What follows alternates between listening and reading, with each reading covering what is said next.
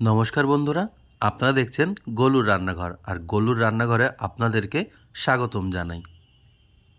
আপনারা থাম্বনেল দেখে হয়তো বুঝতেই পেরেছেন আজকে আমার রেসিপিটা কি হতে চলেছে। সামনেই 25শে ডিসেম্বর, আর এখন যদি কেক না বানাই তাহলে কবে বানাবো? আর বাজারের থেকে 200-250 টাকা দামের শক্ত কেক খাওয়ার থেকে একদম অল্প খরচে 120 থেকে 30 টাকার মধ্যে খরচা করে বাড়িতে 1 ঘন্টার মধ্যে সবার জন্য দারুণ সুস্বাদু কেক আপনারাও বানিয়ে ফেলতে পারবেন এই একদম সহজ রেসিপিতে। তো সেটাই আমি আপনাদেরকে দেখাবো যে আপনারা বাড়িতে এত সুন্দর স্পঞ্জি কেক কিভাবে বাড়িতে বানাতে পারবেন। প্লিজ লাইক, কমেন্ট, শেয়ার ও সাবস্ক্রাইব করে আমার পাশে থাকবেন। আমি আজকে আপনাদের একটা চায়ের কাপের মেজারমেন্টের কেক বানিয়ে দেখাবো, যেটা একদমই সহজ হবে। দেখুন, আমি এই কাপটা নিয়েছি, চায়ের কাপ। এই কাপের এখানে 3 কাপ পরিমাণে ময়দা নিয়ে নিয়েছি। আর আমি এখানে 1 চামচ পরিমাণে বেকিং পাউডার ব্যবহার করব। আপনারা আপনাদের ময়দা অনুযায়ী বেকিং পাউডারটা ব্যবহার করবেন। যদি এর থেকে বেশি ময়দা নেন তাহলে একটু বেশি দেবেন, যদি কম নেন তাহলে একটু কম ব্যবহার করবেন। আর এখানে আমি পরিমাণ মতন লবণ ব্যবহার করব।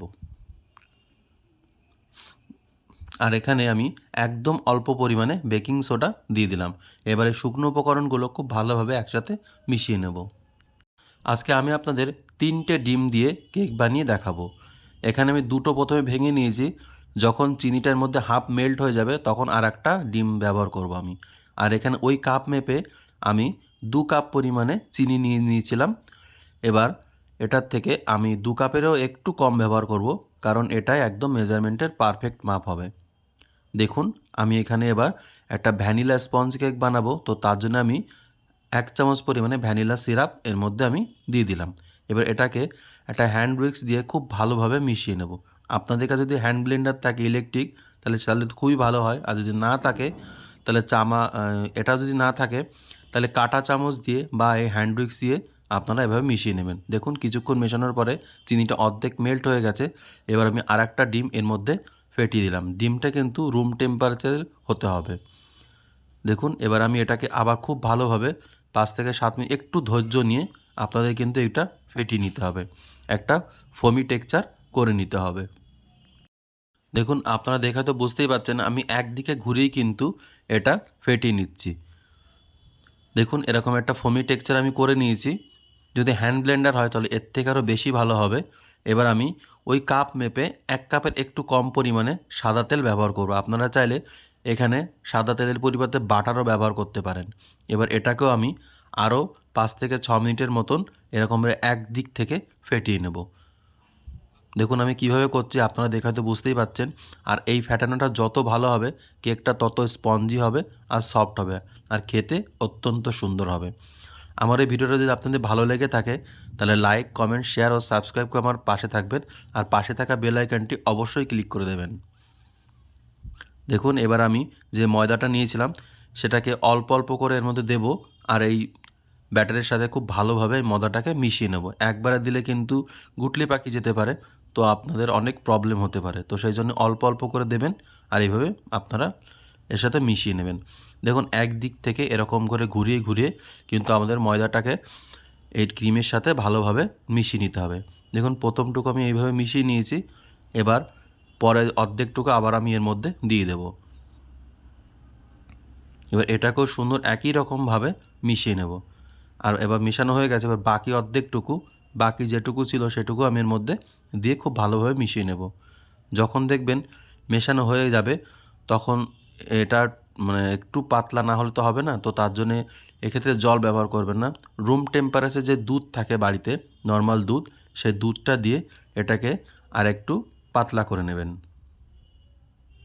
দেখুন, আমি দুধ দিয়েছি, দুধ দিয়ে একটা সুন্দর টেক্সচার করে নিয়েছি। একদম পারফেক্ট হয়েছে কেকের টেক্সচারটা।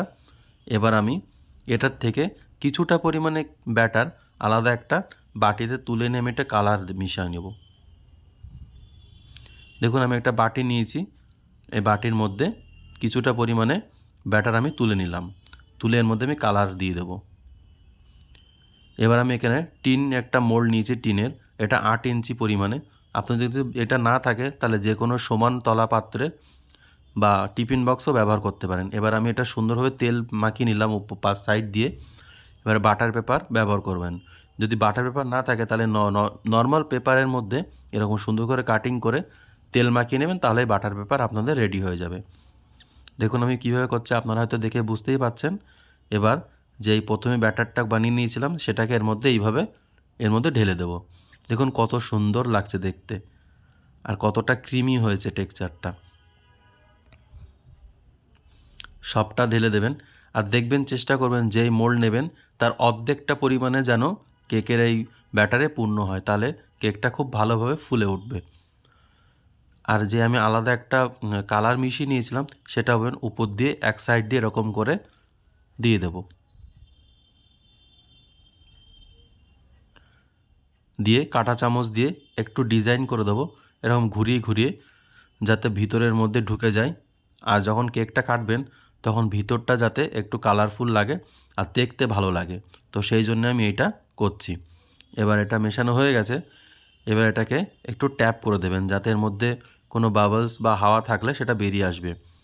এবার আমি আগে থাকতে এই কড়াইটা উনুনে দিয়ে নিয়েছিলাম, একটা ভিতরে স্ট্যান্ড দিয়ে তার তলায় কাগজ দিয়ে দিয়েছিলাম, দিয়ে প্রিহিট করে নিয়েছি প্রায় 10 থেকে 12 মিনিটের মতন। আর এটা কিন্তু প্রচণ্ড গরম থাকে, তো আপনারা একটু সাবধানে করবেন। দেখুন এবার আমি কেকের মোল্ডটার মধ্যে দিয়ে দিলাম একটু মাঝখানে করে, দিয়ে আবার ওইটা ঢাকা দিয়ে আমি এটাকে বেক করে নেব প্রায় 40 থেকে 50 মিনিটের মতন। যেহেতু আমার কেকটা বড়, তো সেজন্য কমও বেশি সময় কিন্তু আপনাদের লাগতে পারে। আর উনুনের জালটা হিটটা অনুযায়ী আপনাদের সময় কম বেশি লাগতে পারে। তো দেখুন আমি ঢাকা দিয়ে দিলাম প্রায় 40 থেকে 50 মিনিটের মতন। দেখুন জালটাকে যদি এরকম রাখেন তাহলে আপনার টাইম কিন্তু ওই রকমই লাগবে। দেখুন আমার প্রায় একদম সম্পূর্ণভাবে 1 ঘন্টা সময় লেগেছে কেকটা বানাতে। এবার আমি আপনাদেরকে এটা দেখাচ্ছি যে কেমনভাবে ফুলে উঠেছে এটা আর কতটা পারফেক্ট হয়েছে। আমার এই ভিডিওটা যদি আপনি ভালো লেগে থাকে তাহলে অবশ্যই সাবস্ক্রাইব করবেন ও পাশে থাকবেন। দেখুন কেকটা একদম পারফেক্টভাবে ফুলে উঠেছে আর দোকানের থেকেও অসাধারণ এটার স্বাদ।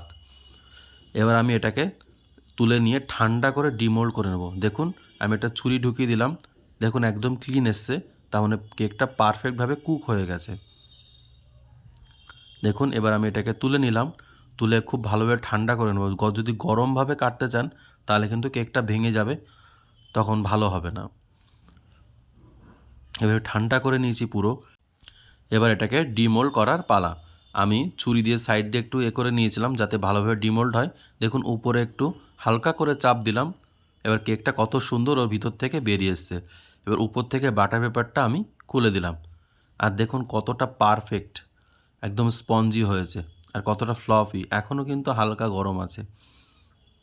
এবার আমি এটাকে পিস পিস করে কেটে নেব।